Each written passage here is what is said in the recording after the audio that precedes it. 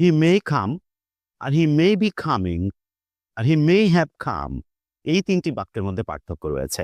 হি may কাম এর অর্থ হচ্ছে যে সে এখনো আসে নাই, কিন্তু আসতে পারে, আসার সম্ভাবনা রয়েছে। 50% পসিবিলিটির ক্ষেত্রে আমরা মে এই মোডাল ভার্বটা ব্যবহার করে থাকি। তাহলে সে এখনো আসে নাই কিন্তু আসতেও পারে, সেজন্য হি মে কাম। আর হি মে বি কামিং, যার অর্থ হচ্ছে সে আসতে থাকতে পারে, মানে এখন মনে হয় সে আসছে।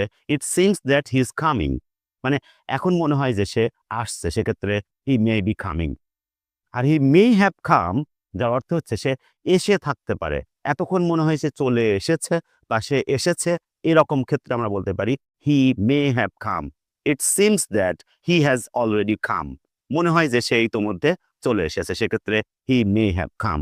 ভিউয়ার্স, আশা করি বুঝতে পেরেছেন।